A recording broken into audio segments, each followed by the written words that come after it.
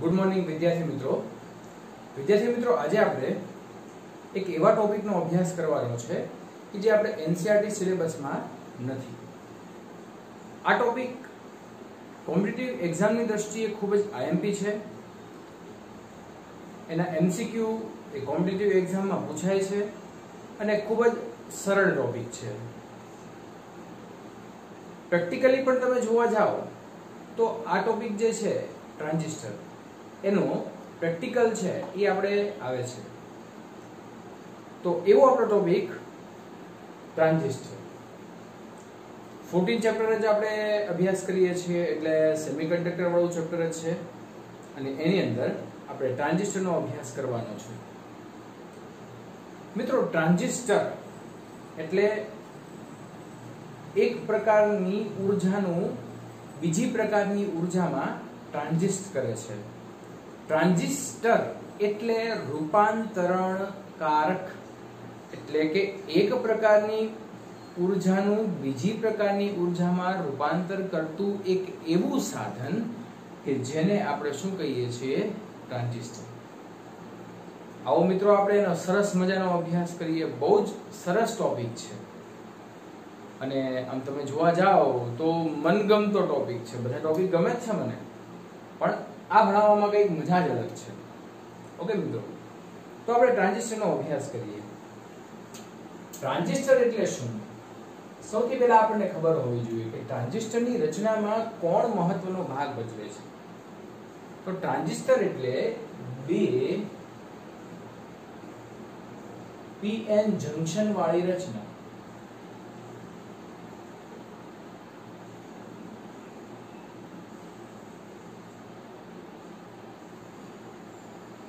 એટલે આપણે એને કહેશું ટ્રાન્ઝિસ્ટર. ઓકે, હવે આ વાક્ય લખ્યું એટલે તમારા મગજમાં તો એક વસ્તુનો વિચાર આવી જ ગયો હશે કે પીએન જંક્શન વાળી રચના અને એવા પાછા બે પીએન જંક્શન લેવાના છે. તમને મગજમાં કંઈક ઉદ્ભવતા પ્રશ્નો પણ હશે કે સર આવું તો કેમ પોસિબલ બને, હાઉ ઇટ ઇઝ પોસિબલ.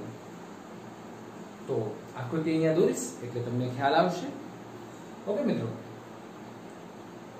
અમેરિકાની બેલ ટેલિફોન લેબોરેટરીમાં જ્હોન બાર્ડિન, બીજા વૈજ્ઞાનિકનું નામ મને યાદ નથી, અને ત્રીજા વૈજ્ઞાનિક વિલિયમ શોકલે, આ ત્રણેય વૈજ્ઞાનિકોએ ભેગા મળીને આ ટ્રાન્ઝિસ્ટરની શોધ કરી. હવે મિત્રો, આ જે ટ્રાન્ઝિસ્ટરની શોધ કરી ત્યારે એમને પણ ખબર નથી કે આ ટ્રાન્ઝિસ્ટરનો ઉપયોગ આપણે જુદા જુદા ક્ષેત્રોમાં કરીએ છીએ. બહુ જ સાદો અને સિમ્પલ હું તમને એનો યુઝ દેખાડું ને તો ખ્યાલ હોય તો. અત્યારે તો આપણે ક્લાસરૂમમાં નથી, બરાબર, અત્યારે તો આપણે વિડીયોના માધ્યમથી કનેક્ટ છીએ એટલે હું અહીંયા વિડીયો ઉતારું તમને મોકલું. પણ તમને ખ્યાલ હશે કે આપણે જ્યારે ક્લાસમાં અમે અહીંયા માઇક્રોફોન રાખીને કામ કરતા હોઈએ છીએ અને એ માઇક્રોફોનથી એમ્પ્લીફાયર રાખેલું હોય છે અને એમ્પ્લીફાયર શું કરે છે, એ અવાજને મોટો કરે છે. એટલે કે એક પ્રકારના સિગ્નલનું, એક પ્રકારની ઉર્જાનું બીજી પ્રકારની ઉર્જામાં રૂપાંતર કરે છે મિત્રો. ઓકે, ઉર્જા છે એ તો સરખી જ રહેવાની છે પણ એને શું કરે છે, એમ્પ્લીફાઈંગ કરે છે, એને ટ્રાન્ઝિસ્ટ કરે છે. એટલે હું અહીંયા બોલું છું, અહીંના સિગ્નલો વિદ્યુત સિગ્નલમાં રૂપાંતર થાય છે. આ વિદ્યુત સિગ્નલો અહીંયા જે ડબલું રાખેલું હોય કાળા કલરનું, બરાબર, એ તમને ખ્યાલ હશે. અને એ કાળા કલરના ડબલામાંથી વિદ્યુત સિગ્નલો ઉત્સર્જિત થઈને ક્યાં જાય છે, સામે એમ્પ્લીફાયર રાખેલું હોય છે. અહીંયા એમ્પ્લીફાયરની ઉપર છે ને એમ કાળા કલરનું એક બીજું ડબલું હોય છે. એ શું કરે છે કે આપેલા સિગ્નલોને ઝેલે છે અને એ સિગ્નલોને કોને આપે છે, એમ્પ્લીફાયર. એટલે હું અહીંથી જે બોલું છું ને એ અવાજ તમને મોટો કરીને દે છે અને એ જે એમ્પ્લીફાયર છે ને એ એમ્પ્લીફાયરમાં શું લગાડેલું હોય છે, ટ્રાન્ઝિસ્ટર લગાડેલું હોય છે. ઓકે, તો આખી રચના તમને સમજાઈ ગઈ. બહુ સિમ્પલ વસ્તુ છે ને કે ટ્રાન્ઝિસ્ટર એટલે મેં તમને કીધું ને કે વૈજ્ઞાનિકોને જ્યારે આ શોધ કરીને ત્યારે એમને પણ ખબર નથી કે આટલો બધો એનો યુઝ થશે.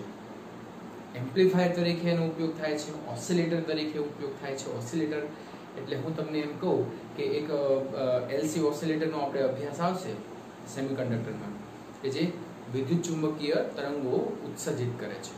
તો આ બધી જે રચના છે એ રચનામાં આપણે આ ટ્રાન્ઝિસ્ટરનો ઉપયોગ કરશું. હવે બધા થોડા તલપાપડ થશે કે સર હવે તમે જલ્દી આગળ જાઓ, અમારે ટ્રાન્ઝિસ્ટરની રચના જોવી છે, ટ્રાન્ઝિસ્ટર કેવું છે એ જોવું છે.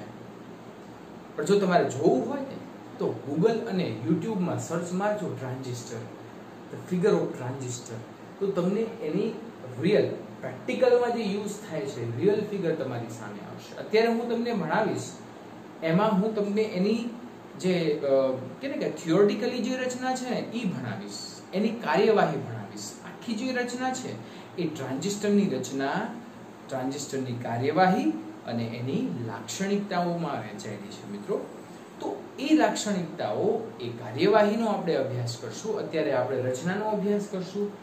આ ટ્રાન્ઝિસ્ટર બે પ્રકારના છે. આ ટ્રાન્ઝિસ્ટર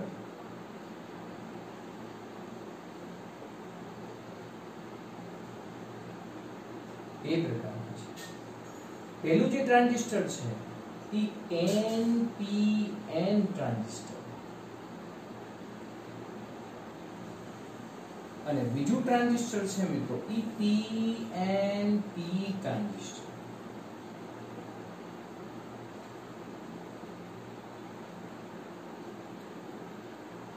કેવું સરસ મજાનું નામ છે, NPN ટ્રાન્ઝિસ્ટર. બીજું PNP ટ્રાન્ઝિસ્ટર. હવે ઉત્સુકતા ક્યાં વધે આપણી કે સર તમે જલ્દીથી આની આકૃતિ દોરો, તમે અમને એનો સિમ્બોલ દર્શાવો. આ NPN એટલે કઈ? તમે બે PN જંક્શન બોલતા હતા તો આની અંદર તો NPN એટલે આમ ત્રણ જ છે, N ટાઈપ, P ટાઈપ ને N ટાઈપ. તો તમે આ કયા આધારે કહો છો કે બે PN જંક્શન? પણ PN જંક્શન એટલે તમને બધાને ખ્યાલ છે કે PN જંક્શનની જે આકૃતિ છે એ આમ થાય કે P અને N એકબીજા સાથે જોડાયેલા હોય, બરાબર ને? અહીંયા જે જંક્શન બનાવે છે એ જંક્શનને શું કહીએ છીએ? PN. અને એની સાથે કઈ જે કઈ પણ ફોરવર્ડ બાયસ હોય તો આ રીતે હોય, રિવર્સ બાયસ હોય તો આ બેટરીને આપણે ઉલટાવી દઈએ મિત્રો. તો આ જે જંક્શન બને છે મિત્રો એ જંક્શનને PN જંક્શન કહેવાય. તો આ NPN જે ટ્રાન્ઝિસ્ટર છે એની જે આકૃતિ એ કેવા પ્રકારની આવશે? તો આવા પ્રકારની આવે મિત્રો.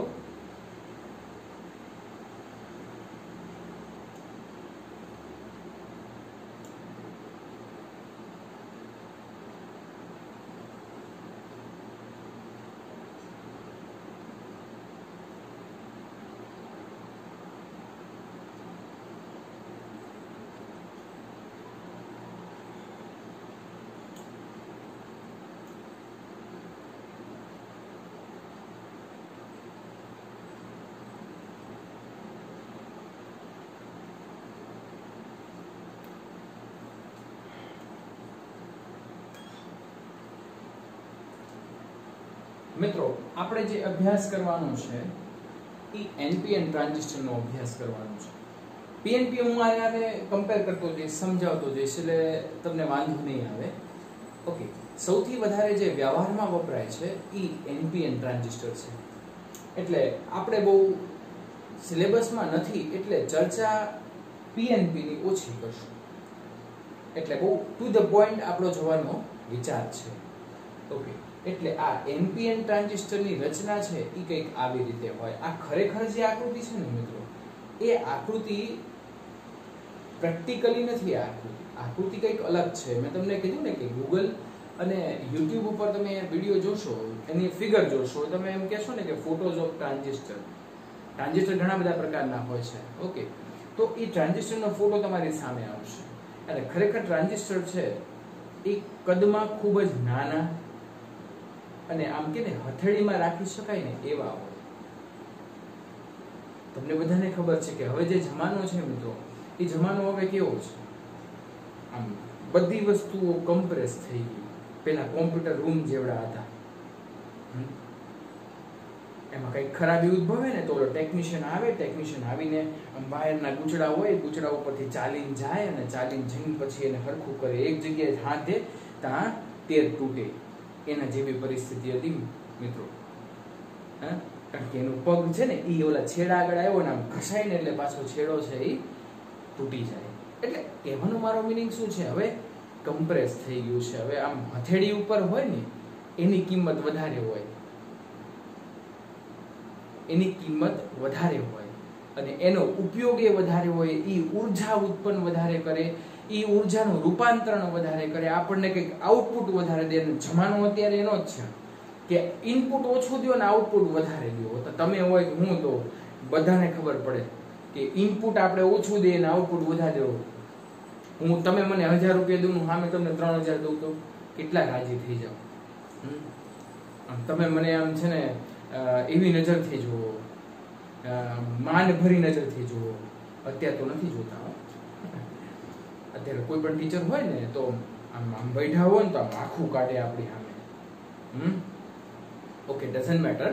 આ બધી વાત છે એ આને રિલેટેડ જ છે. એટલે મારો કહેવાનો મિનિંગ એ છે કે સાવ કદમાં નાના અને ખૂબ જ વધારે પ્રમાણમાં આપણને ઉર્જાનું રૂપાંતરણ કરી આપે એવા. એટલે મેં તમને કીધી ને કે ઇનપુટ ઓછું આપશો, આઉટપુટ આપણને વધારે મળશે. અહીંથી મેં તમને હમણાં ઉદાહરણ સમજાવ્યું કે અહીંથી અવાજ આપણે જે મારો અવાજ છે ઓલો એમ્પ્લીફાયર હોય બરાબર ને, માઇક સિસ્ટમ હોય તો માઇકમાં હું જે ધીમેથી બોલું છું અને તમને બધાને કેવું સંભળાય છે, મોટેથી સંભળાય છે. તો આ જેનું કાર્ય છે કે એ શું કરે છે, એમ્પ્લીફાઈંગ કરે છે સિગ્નલને. એટલે જ એને શું કહેવામાં આવે છે, એમ્પ્લીફાયર. અને આ એમ્પ્લીફાયરમાં ટ્રાન્ઝિસ્ટરનો યુઝ થાય છે. તો આવી જાઓ ફરીવાર મિત્રો, આપણે એનપીએન ટ્રાન્ઝિસ્ટરની અત્યારે રચના દોરશું. ઓકે, તો એનપીએન એટલે આ થશે એન, આ થશે પી અને આ થશે એન. આ જે રચના છે એને એનપીએન કહેવાય. હવે તરત તમારી નજર છે આ વાક્ય ઉપર કે સર આ વાક્યનું સાર્થક શું થાય? તો બહુ સિમ્પલ વસ્તુ છે. આ વાક્યનું સાર્થક બહુ સિમ્પલ છે. આમ તો તમે જોઈને જ ઓળખી જાઓ કે એન અને પી વચ્ચે એક જંકશન છે. પી અને એન વચ્ચે એક જંકશન છે. તો બે જંકશન થઈ ગયા કે નહીં? એનપી અને પીએન. એનપી જંકશન કયો, પીએન જંકશન કયો, તો જંકશન કેટલા થઈ ગયા? બે. એટલે આવા પ્રકારની જે આકૃતિ છે એને શું કહેવામાં આવે છે મિત્રો? NPN transistor. તો આ થઈ ગઈ એનપીએન ટ્રાન્ઝિસ્ટર. આ કે હારી આકૃતિ લાગે આપણને. આની અંદર કંઈક ભરવું પડે ને, આની અંદર આપણે કંઈક ચિત્રામણ કરવું પડે ને તો કંઈક સારું લાગે આપણને, તો મજા આવે. આમ ભણવાનો આનંદ છે એ આમ તમે જુઓ ને તો કોકની ચોપડી છે ને આખી આમ ચિત્રેલી હોય એટલે એનો મતલબ કે ભણેશ્રી છે. ક્યારેક ક્યારેક શું થાય કે જે ભણેશ્રી ન હોય ને એ જૂની ચોપડી કોકની લઈ આવે, આપણને લાગે કે ઓહો કેટલી મસ્ત ચિત્રેલી છે, એટલી ભણેશ્રી છે. એમ અહીંયા પણ ચિત્રામણ તો કરવી જ પડે. એટલે મારો કહેવાનો મિનિંગ એ છે કે એના અશુદ્ધિઓનું પ્રમાણ છે એ આપણે જોવાનું છે. થોડું આપણે બીજું કામ એ કરશું કે આને 3 ટર્મિનલ હોય છે મિત્રો. હવે આ એનપીએન ને તમે જોડો ને એટલે એને કંઈક નામ દેવામાં આવે છે મિત્રો. બહુ સાદી ભાષામાં હું તમને કહું ને તો આ જે છે આપણે આ ભૂસી નાખ્યો કે અહીંયા આપણે ટર્મિનલ દર્શાવવાનું છે. આ એન છે એને કહેવામાં આવે છે એમીટર. એક ટર્મિનલ અહીંયા હોય છે, એક ટર્મિનલ અહીંયા હોય છે જેને બેઝ કહેવામાં આવે છે, અને એક ટર્મિનલ અહીંયા હોય છે જેને કલેક્ટર કહેવામાં આવે છે. Ammeter, base, collector. એમીટર એટલે ઉત્સર્જક કે જ્યાં ઇલેક્ટ્રોન બને છે. આ હું બહુ સાદી ભાષામાં કહું છું, બને છે એટલે એને કંઈ બનાવવા નથી ગયા. શું કરવું પડે આગળ જોશું આપણે. બેઝ એટલે જ્યાં ઇલેક્ટ્રોન સંયોજાય છે, અને કલેક્ટર જ્યાં ઇલેક્ટ્રોન કલેક્ટ થાય છે. હાઉ ઇટ ઇઝ કલેક્ટ, કઈ રીતે કલેક્ટ થાય, શું એનું પાછળનું કારણ શું છે, તો એ જાણવા માટે આપણે એના કાર્યવાહીનો અભ્યાસ કરશું. પણ કાર્યવાહી કરતા આપણે થોડું હજી બેઝિક વસ્તુ ભણી લઈએ. એટલે અહીંયા 3 ટર્મિનલ હોય, ટ્રાન્ઝિસ્ટરને 3 ટાંગા હોય. આવું ટ્રાન્ઝિસ્ટર હોય. જો હું તમને આમ દોરીને દેખાડું તો આ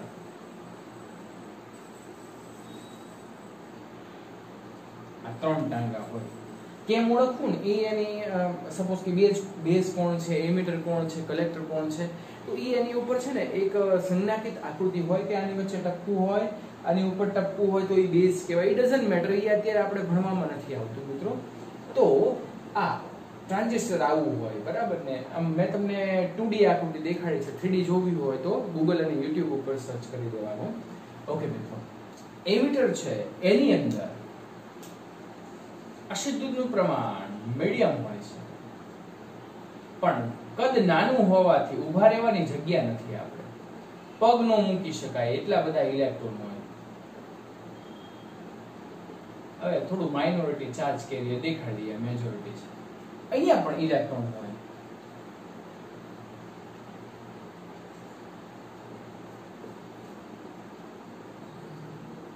ઓલમોસ્ટ જોવા જાવ ને તો આ બંનેમાં ઇલેક્ટ્રોનની સંખ્યા સમાન હોય, પણ આમ થોડા છૂટા છૂટા ગોઠવા છે ને એટલે તમને એમ લાગે કે ઓ આના કરતા ઇલેક્ટ્રોન ઓછા છે. પણ બહુ સિમ્પલ વસ્તુ છે કે ક્લાસમાં નાનો ક્લાસ હોય ને 50 જણા બેઠા હોય તો ખીચોખીચ બેઠા હોય. પછી હું એને મોટા ક્લાસમાં લઈ જાઉં, ઈ જ 50 જણાને તો કેવા બેઠા હોય, છૂટા છૂટા. સંખ્યા તો બંનેની કેવી હોય, સમાન હોય. એમ અહીંયા બંનેમાં ઓલમોસ્ટ ઇલેક્ટ્રોન સમાન હોય. બહુ માઇનોર ચેન્જીસ છે, એટલે બહુ ટેન્શનની વાત નથી. અને વચ્ચે base P four positive,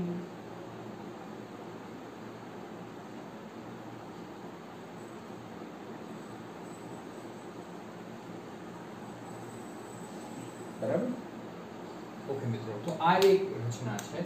એમિટરમાં electron, બેઝમાં હોલ અને એનમાં પાછું એન છે એટલે ઇલેક્ટ્રોન. અહીંયા આપણે દેખાડી દઈએ માઇનોરિટી ચાર્જ કેરિયર તરીકે હોલ્સ. ઓકે, તો આ NPN ટ્રાન્ઝિસ્ટરની એક રચના આપણે અહીંયા જોઈ, બરાબર. તો આ NPN ટ્રાન્ઝિસ્ટર છે એની અંદર આપણે એમિટર, બેઝ અને કલેક્ટર જોયું. આવા પ્રકારનું જે ટ્રાન્ઝિસ્ટર છે. અચ્છા, હવે આપણે એનો સિમ્બોલ જોશું, સંજ્ઞા જોશું. હવે આને કમ્પેર કરતો જો PNP ટ્રાન્ઝિસ્ટર. તો મિત્રો હવે તમને ખબર પડે કે PNP એટલે પોઝિટિવ, નેગેટિવ, પોઝિટિવ. આ જ રીતે આને ફેરવી દો, PNP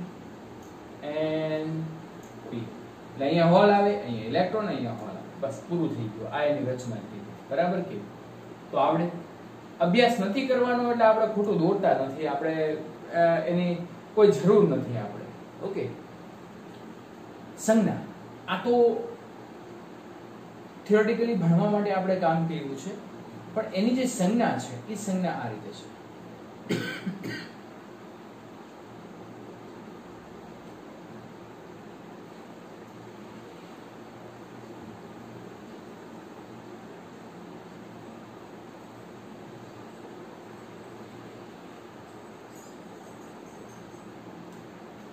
આને આપણે બેઝ કહેશું, આને આપણે ઇમિટર કહીએ, અને આને આપણે શું કહેશું, કલેક્ટર. એમિટર માંથી મેં તમને કીધું એમિટર એટલે ઉત્સર્જક, જ્યાં ઇલેક્ટ્રોન ઉત્સર્જાય છે, જ્યાં ઇલેક્ટ્રોન શું કરે છે, બેઝ અને કલેક્ટરમાં ગતિ કરશે. ઓકે, તો અહીંયા જે આપણે સપોઝ કે બેટરીનું રિવર્સ બાયસ, ફોરવર્ડ બાયસની આપણે વાત કરશું, બરાબર ને. તો અહીંયા આપણે એનો સિમ્બોલિક આ રીતે છે. ઓકે, અહીંયા કરંટ છે ઈ P થી, અચ્છા બેઝ એટલે P કહેવાય કે આયન કહેવાશે, અને આ પણ શું કહેવાશે, તો કરંટ P થી ક્યાં જાય, N તરફ જાય કે નહીં. ઓકે, તો અહીંયા કરંટ છે એની દિશા આ રીતે છે, બરાબર. તો આ એની સંજ્ઞા છે. સંજ્ઞાકીય રીતે ટ્રાન્ઝિસ્ટરને આપણે આ રીતે દર્શાવીશું. ઓકે મિત્રો, આ સંજ્ઞા, આની થોડી સમજૂતી. હવે આપણે કાર્યવાહીનો અભ્યાસ કરીએ છીએ. થોડી પહેલા હું તમને થોડું કામ ઈ કરાવું, થોડું અશુદ્ધિનું પ્રમાણની વાત કરીએ. આ emitter, B for base and C for collector. E ની અંદર અશુદ્ધિનું પ્રમાણ. અચ્છા, ચલો કદની વાત કરીએ તો ખૂબ જ ઓછું. ये तो ना इंसाफी हुई, बेस के साथ ना इंसाफी. હજી તો બિચારાને કેટલો હેરાન કરશે, આગળ આપણે કાર્યવાહીમાં જોશું એટલે ખબર પડશે. કલેક્ટર કદ સૌથી વધારે અને એમીટર કદ મધ્યમ. મધ્યમ એટલે બંનેની વચ્ચે, ના બંનેની વચ્ચેનું ન કહી શકાય હો, આમ કહી શકાય બેઝ કરતા વધારે અને કલેક્ટર કરતા ઓછું. ઓકે, પછી આપણે અશુદ્ધિની વાત કરીએ. આ બધું કન્ટિન્યુઅસ છે, હું એટલા માટે ભાગ પાડું છું. અશુદ્ધિ છે એ એમીટરમાં વધારે હશે, આમાં સૌથી ઓછી હશે, અને આમાં છે ઈ પણ વધારે જ ગણી. મેં તમને કીધું ને કે બંનેની આમ અશુદ્ધિ તો લગોલગ જ હશે, બરાબર. આની અંદર આપણે આર્સેનિક ઉમેરીએ છીએ, આની અંદર એલ્યુમિનિયમ ઉમેરીએ છીએ, બધાને યાદ છે ને, આપણે પી અને એન જંક્શનમાં ભણેલા છીએ. ઓકે, તો આ છે અશુદ્ધિ, આ છે કદ. અવરોધકતાની વાત કરીએ તો સૌથી વધારે અવરોધકતા પોઝિટિવની હોય, બેઝની હોય, અને આ બંનેની અવરોધકતા કેવી હશે? ઓછી હશે, કારણ કે અહીંયા ઇલેક્ટ્રોનની સંખ્યા વધારે છે, એટલે વહન તો થવાનું, વાહકતા તો વધવાની જ, એટલે અવરોધકતા એની કેવી હશે? ઓછી હશે. એ તમે ડિસાઈડ કરી નાખજો, તમે લખી નાખજો, બરાબર કે? ઓકે, તો આ થઈ ગઈ બેઝિક વાત, આ થઈ ગઈ ટ્રાન્ઝિસ્ટરની વાત. ઓકે, હજી પણ મારે એક વાત કરવી છે ટ્રાન્ઝિસ્ટરની, બહુ સિમ્પલ વાત છે. ટ્રાન્ઝિસ્ટરની જે આ રેવાજીત પ્રવાહની દિશા ઉપરથી એની સંજ્ઞા ઉપર આપણે અહીંયા કામ કર્યું છે, અહીંયા એરો દર્શાવ્યો છે, બરાબર ને? એનપીએન માટે આ એરો ક્યાં જશે? અંદરની બાજુ, કારણ કે આ બે પી છે ને વચ્ચે શું છે? એન, એટલે પી થી એન તરફ જશે, એટલે આ એરો અંદરની બાજુ જશે, કારણ કે ત્યારે એમીટર પી થઈ જશે અને બેઝ શું થઈ જશે? એન, એટલે આ એરો ક્યાં જશે? અંદરની બાજુ. હું બંનેને કમ્પેર કરીને દર્શાવતો જાઉં છું મિત્રો, થોડું ખ્યાલ રાખીને કામ કરજો. આમ તો લગભગ પીએનપી છે જ સિલેબસમાં નહીં, એટલે સૌથી વધારે એનપીએન નો યુઝ આવે છે, પણ ક્યાંક એવો એમસીક્યુ તમને પૂછાઈ ગયો હોય તો તમને વાંધો ન આવે. ઓકે, તો કદ અને અશુદ્ધિની વાત થઈ ગઈ, સિમ્બોલની વાત થઈ ગઈ, આ એની રચનાની વાત થઈ ગઈ, અને આવા ટ્રાન્ઝિસ્ટર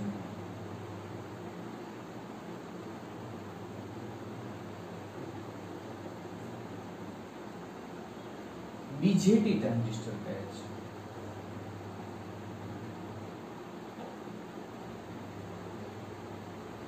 મિત્રો બહુ બેઝિક ટ્રાન્ઝિસ્ટર છે. સૌથી પહેલા આ બીજેટી, બીજેટી એટલે શું કહેવાય? બીજેટી નું ફૂલ ફોર્મ બીજેપી નહીં, બીજેટી. સારું થયું આપણે બીજેપી ન રાખ્યું, હે? એટલે તો પછી ખરેખર ભૂકા બોલાવી નાખે. BJT bipolar junction transistor. Okay, જેનું નામ શું કહેશું આપણે? Bipolar junction transistor. યાદ રહે મિત્રો? ઓકે, ચલો આપણે આગળ વધીએ, થોડું આપણે રફ કરી નાખીએ.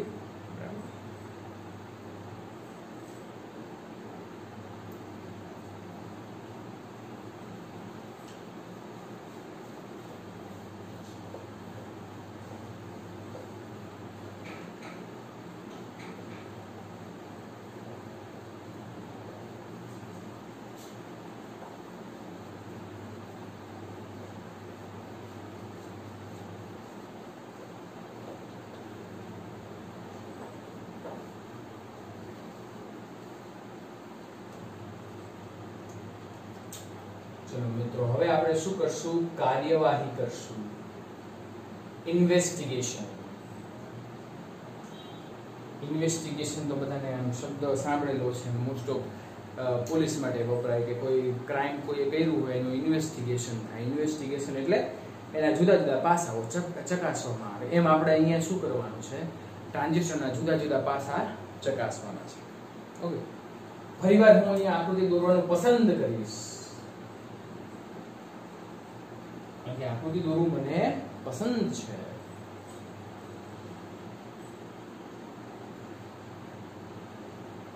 ભલે મારા અક્ષર સારા થાય છે, આકૃતિ સારી નથી થતી, પણ ચલાવજો. આટલું તો મારી માટે કરી શકો છો, ન કરી શકો? તમે બધા જ બ્રિલિયન્ટ સ્ટુડન્ટ છો. You are the brilliant student. કારણ કે તમારી પાસે મગજ છે. ઓકે, ચલો હવે આપણે અહીંયા આવી જઈએ. અહીંયા ઇલેક્ટ્રોન છે કે નહીં, દેખાય કે નહીં, ડેશ ડેશ નથી, ધ્યાન રાખજો. here the electron, here the electron, here the electron. બોલતો રહીશ જ્યાં સુધી હું નહીં દોરું ત્યાં સુધી. અહીંયા હોલ, અહીંયા હોલ, અહીંયા હોલ. ઓકે મિત્રો, તો અહીંયા હવે આપણે સ્ટાર્ટ કરીએ છીએ આપણી કાર્યવાહી, ઇન્વેસ્ટિગેશન સ્ટાર્ટ કરીએ છીએ. મારે હવે આને કાર્યશીલ કરવું છે. એમને એમ કાર્યશીલ થાય? કઈક ઉર્જા આપવી પડે કે નહીં? પંખો ચાલુ કરવો છે, આમ જોઉં કે હાલો પંખો ચાલુ થઈ જાય, ચાલુ થઈ જાય, ચાલુ થાય નહીં. આપણે એને સ્વિચ ચાલુ કરવી પડે, કઈક એને એનર્જી આપવી પડે. મિત્રો હું આમ વિચારું, હવે તો જો કે વિચારવાથી પણ ચાલુ થઈ જાય છે એવા ડિવાઇસ આવી ગયા છે મિત્રો. પણ એની અંદર શું યુઝ થાય છે? ટ્રાન્ઝિસ્ટર. એટલે એલેક્સા કે છે ને, મને એટલો ખ્યાલ છે, મેં સાંભળેલું છે કંઈક, કારણ કે હું હાવો પણ નથી. એલેક્સા કરીને કંઈક આવે છે, એલેક્સા લાઇટ ચાલુ કરો. પણ એમાં બોલવું તો પડે આપણે, ઉર્જા તો આપવી જ પડે એને સાઉન્ડ સ્વરૂપે. ઓકે, તો ઘણા બધા ડિવાઇસ આવી ગયા છે. પણ અહીંયા સોરી, ઘણા બધા ડિવાઇસ આવી ગયા છે કે આ ડિવાઇસ કે જેને આપણે કંઈક કાર્યશીલ કરવા માટે કંઈક ઉર્જા આપવી પડે. અચ્છા, આ જે ઉર્જા છે એ આપણે બેટરી સ્વરૂપે આપશું. આ જે ઉર્જા છે એ બેટરી સ્વરૂપે આપશું. એટલે મિત્રો અહીંયા હવે હું અહીંયા આમ કહીશ, બહુ જો એક બીજી વસ્તુ, હવે હું આ જંક્શન ને છે ને આ રીતે લખીશ. આમ તો હવે બધાને ખબર પડી ગઈ છે કે 3 ટર્મિનલ છે. આને કલેક્ટર કહેવાય, આ એમિટર છે, આ બેઝ છે અને આ કલેક્ટર છે. તો આને કલેક્ટર કહેશું. તો આ જે જંક્શન છે એ કોની વચ્ચેનું જંક્શન કહેવાય? આ N અને P વચ્ચેનું તો કહેવાય જ તે. એ તો બહુ સિમ્પલ વસ્તુ થઈ ગઈ, તો આપણને ખબર છે. પણ હવે હું આમ કહી શકું બેઝ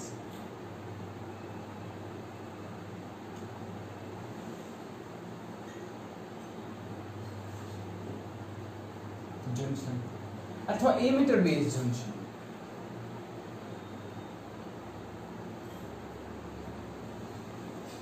અને પછી આ જે જંક્શન છે એ આ રીતે થશે, બેઝ કલેક્ટર જંક્શન. થોડું ઇંગ્લિશમાં લખું છું તો તમે થોડું સાચવી લેજો, કારણ કે તમે ઇંગ્લિશ તો ભણ્યા છો. હા, ઓકે. તો બેઝ કલેક્ટર જંક્શન અને બેઝ એમિટર જંક્શન. તો મિત્રો આ બેઝ એમિટર જંક્શન છે ટ્રાન્ઝિસ્ટર કાર્યશીલ કરવા માટે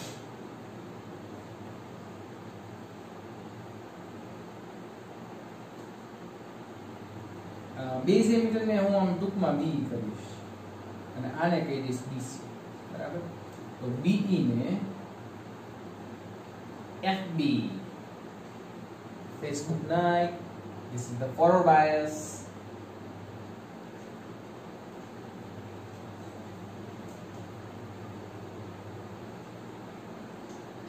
અને BC ને RB આપવામાં આવે છે. એટલે મિત્રો હું અહીંયા શોર્ટ ફોર્મમાં લખું છું, ખબર પડે કે નહીં? આને FB ફોરવર્ડ બાયસ, આને RB રિવર્સ બાયસ. જોડો તો અહીંયા, જોડો તો તમે. આનો વિચારો તો કઈ રીતે મારે ફોરવર્ડ બાયસ કરવું મિત્રો. અચ્છા, આ બંને વચ્ચે મારે ફોરવર્ડ બાયસ જોડવું હોય, બરાબર? તો હું શું કરીશ? ચલો બોલ, શું કરીશું? ખ્યાલ આવે થોડો? જો તમે આમ વ્યવસ્થિત ભણ્યા હોય, બરાબર ને, તો તમને 100% ખ્યાલ આવી જાય. ન ભણ્યા હોય તો પણ ખ્યાલ આવી જાય. બહુ સહેલી વસ્તુ છે. કઈ રીતે? આ n છે કે નહીં? તો આપણે મેં તમને સમજાવ્યું છે કે ફોરવર્ડ બાયસ હોય મિત્રો તો n સાથે n એટલે નેગેટિવ. આ p છે કે નહીં? તો p સાથે p એટલે પોઝિટિવ. થઈ ગયું? આ ડટ્ટું લગાડી દીધું આપણે. બીજું ડટ્ટું અહીંયા લગાડવું પડે કે નહીં? તો લગાડીએ આપણે. અહીંયા રિવર્સ બાયસ, તો n સાથે પોઝિટિવ, p સાથે નેગેટિવ. તો ડટ્ટુ લગાડી દીધું આપણે, પેક કરી નાખ્યું ડટ્ટુ લગાડીને, અને એને હવે ઊર્જા આપી દીધી. સરસ મજાના નામ બંનેને આપ્યા છે. આ p છે, આ બંનેને કોમન રાખેલું છે, એટલે જ આને બેઝ કહેવામાં આવે છે. એટલે જ આને શું કહેવામાં આવે છે? બેઝ. અને મિત્રો આવા પ્રકારનું જે ટ્રાન્ઝિસ્ટર છે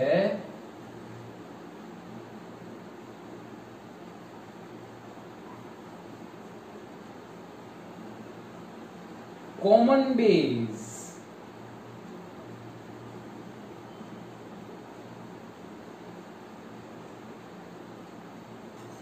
ટ્રાન્ઝિસ્ટર,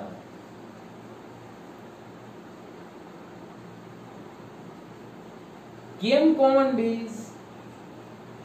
બે બેટરી હોય તો બેટરીના બે બે છેડા એટલે આમ ચાર થવા જોઈએ ને, તો આ તો 1 2 3 થયા.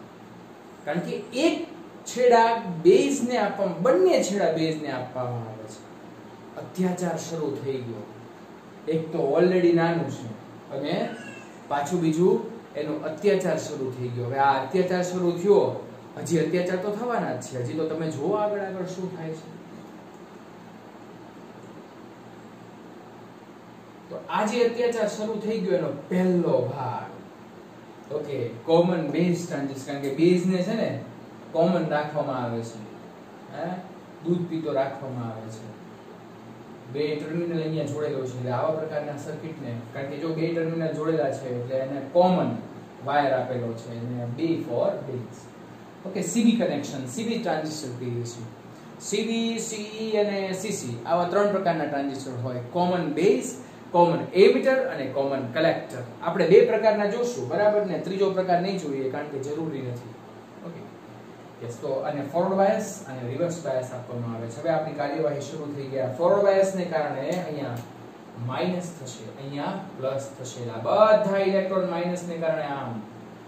અચ્છા, હા, હજી આપણે એક કામ બાકી રહી ગયું. શું બાકી રહી ગયું? પહેલા સાહેબ નક્કી તો કરો. ફોરવર્ડ બાયસ હોય તો શું હોય? ડેપ્લેશન સ્તરની વાત તો કરવી પડે કે નહીં? તો ડેપ્લેશન સ્તર છે. ફોરવર્ડ બાયસ હોય તો ડેપ્લેશન સ્તરની પહોળાઈ ઓછી હોય, મિત્રો યાદ રાખજો. અને અહીંયા શું હશે? પ્લસ.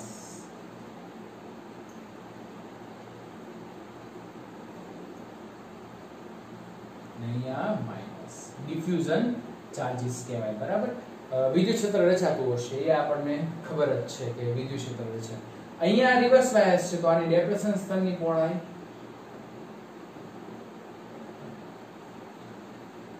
વધારે હોય.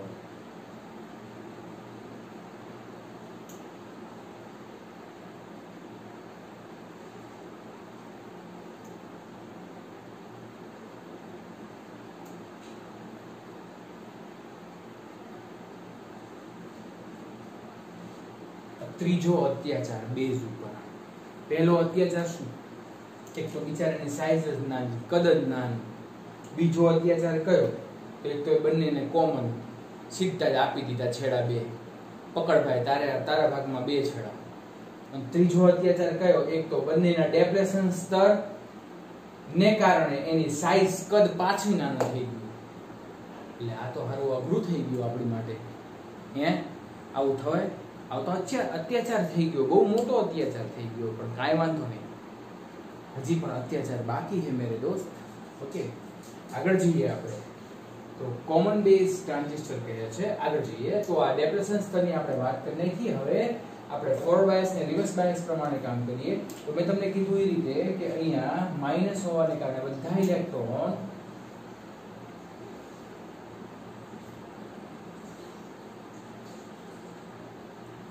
ક્યાં જાય છે? બેઝમાં. પણ હવે બેઝમાં તો જગ્યા નથી અને હોલ પણ કેવા હોય છે? ઓછા હોય છે. હું તમને એમ વાત કરું કે અહીંયા આ 100 ઇલેક્ટ્રોન છે, 100 ઇલેક્ટ્રોન અહીંયા જાય, હોલ સાથેનું મિલન થઈ જાય અને હોલ ખાલી 5 જ છે, અને બીજા 95 ઇલેક્ટ્રોન શું કરશે? તો બીજા 95 ઇલેક્ટ્રોન અહીંયા પ્લસ હોવાને કારણે આ બધા ઇલેક્ટ્રોનને ઈ પોતે ખેંચી લે છે મિત્રો. બધા ઇલેક્ટ્રોન, કારણ કે અહીંયા પ્લસ છે એટલે બીજા 95 ઇલેક્ટ્રોન બધા અહીંયા આવશે હવે અહીંયા તો જગ્યા ઓછી છે, હું તમને એમ કહું ક્લાસ ખીચોખીચ ભરેલો છે, 10 વિદ્યાર્થીને અંદર નાખું તો આ બાજુથી 10 વિદ્યાર્થીને મારે બહાર કાઢવા પડે, કારણ કે ક્લાસ ખીચોખીચ હોય તો શું કરવાનું, બરાબર ને? એવું કરાય તો નહીં, તે કોઈ વિદ્યાર્થીઓને એવું તો ન થાય, પણ આપણે જસ્ટ એક વાત છે કે બીજા 5ને બેસાડવો તો 5ને બહાર કાઢવા પડે, તો અહીંથી જે 90, હું એમ કહું 100 માંથી 5 આની સાથે સંયોજાય છે, ઓકે, અહીંથી બીજા 90 અહીંયા જાય છે, તો બીજા 90 અહીંથી બહાર નીકળે છે, ને બધા ઇલેક્ટ્રોન જો અહીંથી બહાર નીકળતા હોય તો પ્રવાહ છે એ પ્રવાહ હોય છે. આ પ્રવાહને IC એટલે કલેક્ટર કરંટ કહેશું. શું કહેવામાં આવે છે? Collector current. અને બેઝ, હવે તમે વિચારતા છો કે સાહેબ આ કલેક્ટર કરંટ એટલો જ વહે? નહીં, બેઝ માંથી ઇલેક્ટ્રોન અહીંયા છૂટા પડે છે, એટલે અહીંથી ઇલેક્ટ્રોન નીકળશે, એ અહીંયા જશે, એટલે અહીંયા IB કરંટ રચાય છે.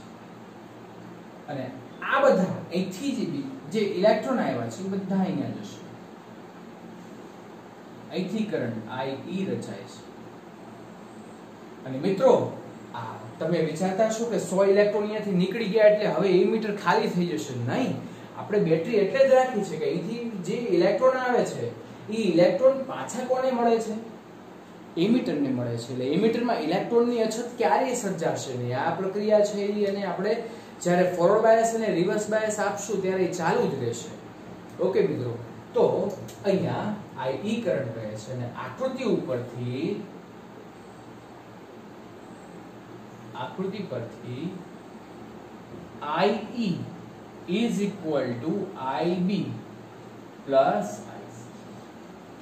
આ વસ્તુ આપણે લખી શકીએ છીએ. ઓકે, તો બહુ સિમ્પલ વાત થઈ ગઈ. આ એની કાર્યવાહી થઈ ગઈ. મેં તમને શું કીધું કે 100 ઇલેક્ટ્રોન જાય, 5 અહીંયા સંયોજાય, કારણ કે અહીંયા હોલ વધારે નહીં હોય, એની સાઈઝ કદ નાનું છે એટલે હોલ વધારે નહીં હોય. બીજા બધા ઇલેક્ટ્રોન ક્યાં જતા રહે છે? કલેક્ટરમાં જતા રહે છે, અને એ કલેક્ટર સાથે અહીંયા પ્લસ છે એટલે બધા ખેંચાઈ જાય છે, અને અહીંથી જે ઇલેક્ટ્રોન અહીંયા જાય છે એ બધા ઇલેક્ટ્રોન અહીંથી બહાર નીકળે છે, અને બહાર નીકળે એટલે એમાંથી IC અને IC એટલે કલેક્ટર કરંટ વહે છે, અહીંયા બેઝ પ્રવાહ વહે છે, અહીંયા IE વહે છે. તો આપણે કહી શકીએ કે 100 માંથી 5 અહીંયા ગયા અને 95 અહીંયા ગયા, તો થઈ ગયું IE is equal to IB plus IC. Very simple. Okay, તો બહુ સિમ્પલ વસ્તુ થઈ ગઈ. આ એની કાર્યવાહી છે, કાર્યવાહી પૂરી કરી નાખી. હવે આપણે બીજી વાત થોડી ઘણી કરી નાખીએ. મારે તમને આપણે જે અત્યારે તો કોમન બેઝ વાપર્યું છે CB, બરાબર. આમ તો ખરેખર એની જે રચના જોવા જાવ છો મિત્રો, એ બહુ રચના સિમ્પલ વસ્તુ છે. CB છે, અહીંયા આપણે દોરીએ, અહીંયા આપણે બેટરી. અચ્છા, આ મારે બીજી વાત તમને એ કરવી હતી કે આ જે બેટરી છે એને BEE નામ દીધું છે, બહુ મોડર્ન નામ છે. અને આ બેટરી છે એને VCC નામ દીધું છે, એ પણ બહુ મોડર્ન નામ છે, બરાબર ને? પહેલાના વૈજ્ઞાનિકો બહુ ચતુર હતા, નામ દેવામાં બહુ જબરજસ્ત. આમ તમે જો ન્યૂટન, વિલિયમ શોકલે, કેવા મસ્ત મસ્ત નામ છે કે નહીં? તો અહીંયા આ બેટરીને બે નામ દીધા છે, બરાબર. ઓકે, તો અહીંયા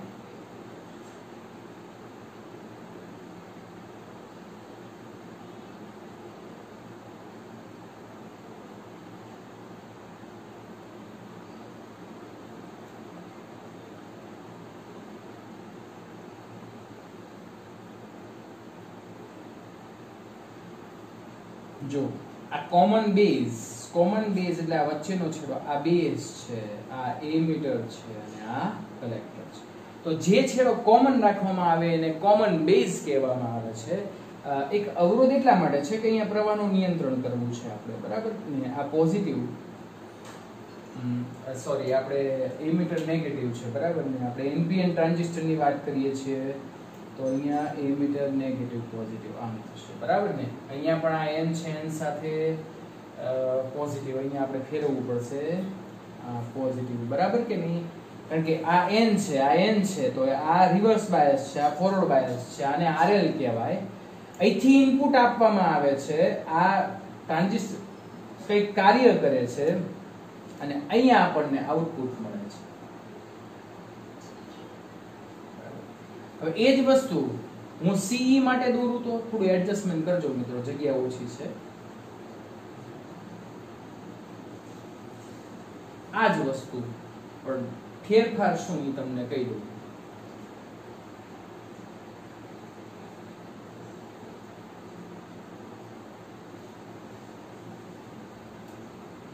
કોમન એ મીટર, તો એ મીટર અહીંયા કોમન રાખવામાં આવે છે.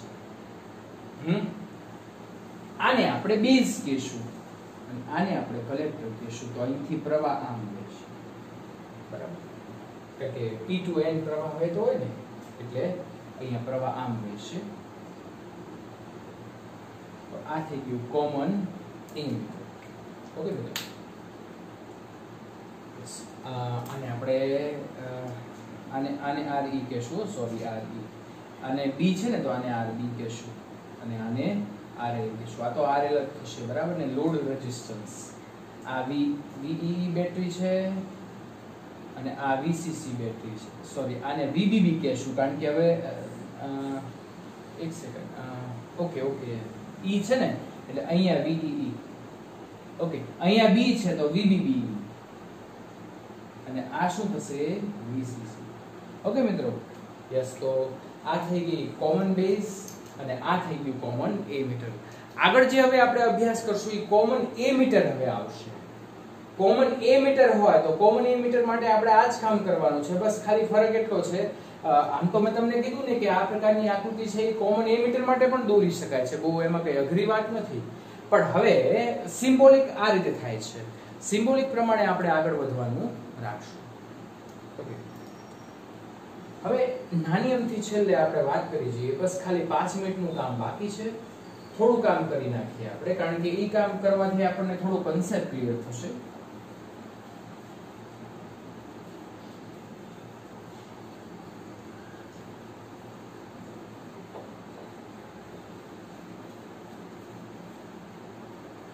મિત્રો, આ CV છે કોમન બેઝ. કોમન બેઝ માટે જે પ્રવાહ વહેતો હોય એની માટે પ્રવાહ ગેઇનની મારે વાત કરવી છે. આ શબ્દ નવો છે તમારી માટે, પ્રવાહ ગેઇન ને આલ્ફા વડે.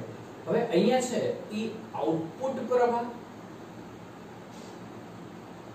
અને એના છેદમાં ઇનપુટ પ્રવાહ. હંમેશા કોઈ પણ વસ્તુ આપણે સપોઝ કે કાર્યક્ષમતા મેળવતા હોય તો આઉટપુટ ઉર્જાના છેદમાં ઇનપુટ ઉર્જા થાય. તમારે ધારો કે હું એમ કહું કે 10 રૂપિયા હું કોકને આપું છું, મને 30 રૂપિયા આપે છે, તો કેટલા ગણા થઈને પાછા આવ્યા? શું કરવું પડે? 30 ના છેદમાં 10 એટલે 3 ગણા પાછા આવ્યા. તો એમ અહીંયા પણ આઉટપુટના છેદમાં ઇનપુટ થાય કે નહીં? તો આલ્ફા ઇઝ ઇક્વલ ટુ, અચ્છા ચલો CB માટે મારે કામ કરવું છે, CB માટે આલ્ફા વાપરશું. તો CB માટે આઉટપુટ શું થશે? IC. અને અહીંયા ઇનપુટમાં કયો કરંટ ફ્લો થાય છે? ઇનપુટમાં આપણે આ રીતે IE વિચારીએ. ઓકે, તો ઇનપુટમાં કરંટ IE છે, આઉટપુટમાં કરંટ IC છે, તો IC upon I. તો મિત્રો આ યાદ રાખવાનું છે, આલ્ફા ઇઝ ઇક્વલ ટુ, આલ્ફાને CB નો પ્રવાહ ગેઇન કહે છે, common base common base transistor નો પ્રવાહ ગેઇન કહે છે. તો આનો પ્રવાહ ગેઇન નક્કી કરી શકો? આ CB માટે છે. ઓકે, હવે CE માટે, તો CE માટેનો પ્રવાહ ગેઇન એને બીટા નામ દીધું છે. CE માટે ઇનપુટ કરંટ શું છે? IB. તો ઇનપુટ કરંટ IB નીચે આવશે અને અહીંયા આઉટપુટમાં તો હંમેશા IC જ આવશે, એટલે IC કરંટ જ રહે છે. ઓકે, તો beta is equal two IC upon IB. Beta B આમ યાદ રાખો, બીટા B. IC તો જો બંનેમાં અંશ સરખા છે, બીટા B આલ્ફા હોય તો સોરી આપણે અહીંયા ભૂલ કરી, અહીંયા IE આવશે મિત્રો, IE. ઓકે, તો એની સિવાય જે વધે ઈ કહેવાય. અને બંને વચ્ચેનો જે સંબંધ છે એ સંબંધ આપણે મેળવવો હોય તો આ સમીકરણ ઉપરથી આપણે મિત્રો મેળવશું. અને એ સમીકરણ ઉપરથી આપણે ગણતરી કરતા શીખીએ તો ગણતરી કંઈક આ રીતે થશે. જો હું ફટાફટ ગણતરી કરી દઉં છું, પછી આપણે આપણું કામ પૂરું કરીએ છીએ મિત્રો. IE is equal to IB plus IC. જોજો મિત્રો હવે હું કેમ કામ કરું છું. મારી પાસે બે સમીકરણ છે, IC upon IE.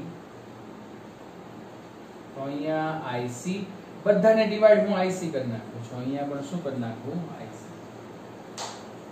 એટલે IE upon IC એટલે 1 upon શું થશે? આલ્ફા થાય કે નહીં? આ ઉલટાવી દો તો બરાબર ને IB upon IC is equal to 1 upon beta થઈ જશે. ચલો બીટા ને સામેની બાજુ લઈ જાઓ એટલે 1 upon alpha is equal to beta plus 1 upon beta.